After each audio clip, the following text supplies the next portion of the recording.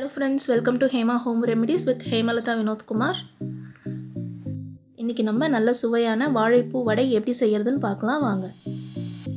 இதுக்கு நான் கடலை பருப்பு எடுத்துர்க்கேன். நல்லா வாஷ் பண்ணிட்டு 2 hour நல்லா ஊற வச்சுக்கோங்க. ஊற வச்சிட்டு வடிகட்டி எடுத்துக்கோங்க. இப்போ இத நம்ம ஒரு மிக்ஸி ஜார்ல போட்டுக்கலாம். இதுல 1 ஸ்பூன் சோம்பு, 1 ஸ்பூன் சீரகம், 2 காஞ்ச மிளகாய், தேவையான அளவு உப்பு சேர்த்துக்கோங்க. இஞ்சி பூண்டு போட்டுக்கோங்க. போட்டுட்டு தண்ணி எதுவும் ஊற்ற வேண்டாம். அப்படியே ஒன்றும் பாதியமாக அரைச்சி எடுத்துக்கலாம். பாருங்கள், இந்த மாதிரி அரைச்சி எடுத்துக்கோங்க. இப்போ இதை நான் ஒரு பவுலில் போட்டுக்கிறேன். இப்போ இதில் பொடியாக கட் பண்ண வாழைப்பூ போட்டுக்கலாம். பொடியாக கட் பண்ண வெங்காயம், கொத்தமல்லி.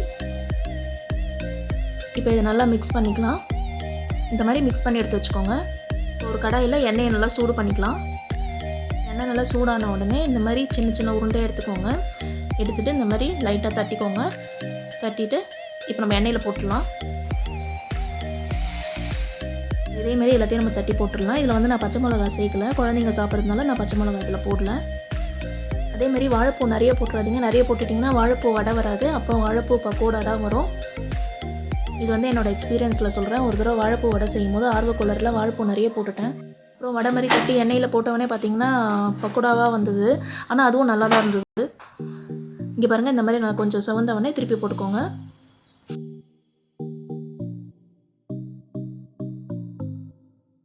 இந்த மாதிரி திருப்பி திருப்பி போட்டுக்கோங்க. வடை நல்லா செவந்துச்சு பாருங்கள். இப்போ நம்ம இதை எடுத்துடலாம்.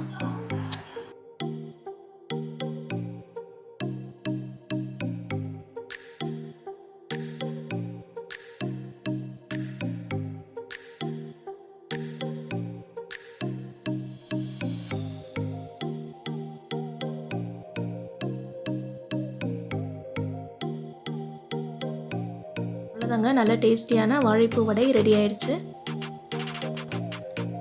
நீங்களும் இதேமாரியே செஞ்சு பார்த்துட்டு எப்படி இருந்ததுன்ட்டு எனக்கு கமெண்ட்டில் சொல்லுங்கள். வீடியோ உங்களுக்கு பிடிச்சிருந்தா லைக் பண்ணுங்கள், ஷேர் பண்ணுங்கள் அண்ட் சப்ஸ்கிரைப் பண்ணுங்கள். தேங்க்யூ, பாய்.